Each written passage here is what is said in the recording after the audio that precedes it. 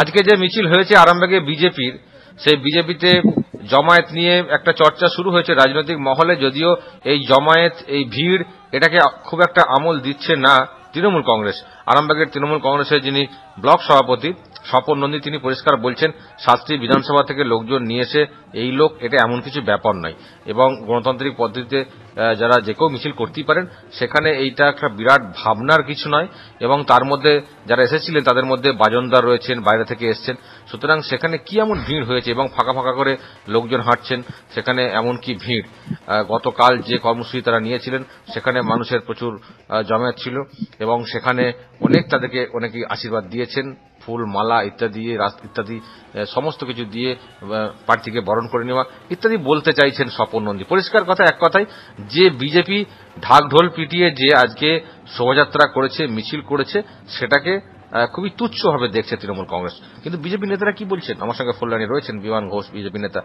বিমানবাবু, আপনারা বলছেন যে বিরাট মিছিল আপনারা করলেন, কিন্তু তৃণমূল কংগ্রেস তো এটাকে আমলই দিচ্ছে না।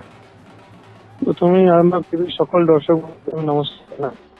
তৃণমূল কংগ্রেস আমল দিচ্ছে কি দিচ্ছে না এটা আমাদের কিছু যায় না। গতকাল ওনাদের যে মিছিল ছিল সেই মিছিলের কঙ্কাল চিত্র সাধারণ মানুষ দেখে নিয়েছে, আর আজকের মিছিলের মধ্যে উদ্দীপনা সাধারণ মানুষ দেখে নিয়েছে। তো ওনারা মুখে অনেক কথাই বলবেন, ওই কথা আমরা উত্তর দেওয়ার প্রয়োজন মনে করি না। আমরা যে মিছিল করেছি, এই মিছিল আমরা মনে করি আরামবাগ লোকসভার সকল মানুষকে উৎসাহ জুগিয়েছে, সাহস জুগিয়েছে যে ভারতীয় জনতা পার্টি মানুষের পাশে আছে, থাকবে এবং ছিল। কিন্তু এখন বর্তমানে যে সংগঠনে আমাদের উন্নতি হয়েছে, এই সংগঠনে আজকে আমাদের মিছিল করেছি, মানুষ স্বতঃস্ফূর্ত আমাদের দুপাশ থেকে শাড়ি দিয়ে দিয়ে আশীর্বাদ করেছেন। তো স্বপনবাবু কি বললেন তাতে আমার কিছু যায় না। একটা কথা বলি, আজ পর্যন্ত কোনো বিরোধী দল এই এত বড় মিছিল করতে পেরেছে কিনা আমার যত রাজনীতি আছে আমার জানা নেই। বিমানবাবু, স্বপন নন্দী বা তৃণমূল কংগ্রেসের যারা নেতা তারা বলছেন যে যে ভিড়টা হয়েছে সেখানে আরামবাগের লোকই নাকি ছিলেন না, বাকি সব বাইরে থেকে লোক, বাইরে থেকে মহিলা, আদিবাসী সম্প্রদায়ের লোকজনকে তুলে আনা হয়েছে বিভিন্নভাবে। আরামবাগের লোক কোথায়? তো ওনারা কেন আনছেন না? ওনারা এনে করুন এখানে।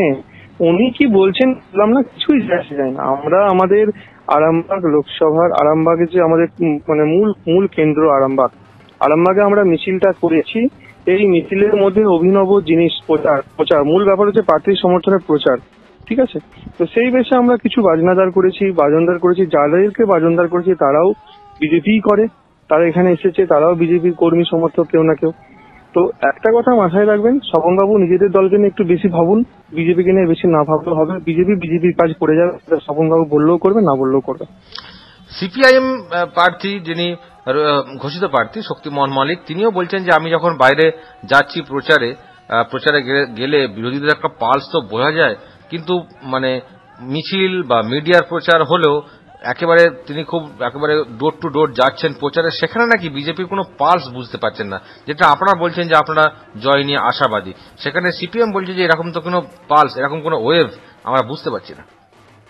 আপনি যদি বলেন যে সিপিএম বললো আমাদের পাবলিকের কাছে আমাদের পালস আছে, তাহলে সেটা তো আমাদের বোকামি না। তো উনি বুঝছেন কি পালস কি বুঝছেন না জানি না আমি, উনি যাচ্ছেন হয়তো প্রচারে। এখন ব্যাপার হচ্ছে সিপিএম বিজেপির পালস বুঝতে হচ্ছে, তৃণমূলের পালস বুঝতে হচ্ছে, ওদের এখন এটা তাদের নিজেদেরকে নিয়ে আর ভাবতে কিছু নেই।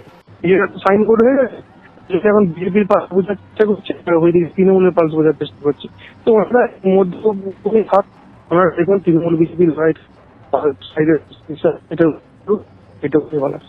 ওকে, অসংখ্য ধন্যবাদ বিমান ঘোষ, বিজেপি নেতা, আমার সঙ্গে এতক্ষণ ফোন লাইনে ছিলেন।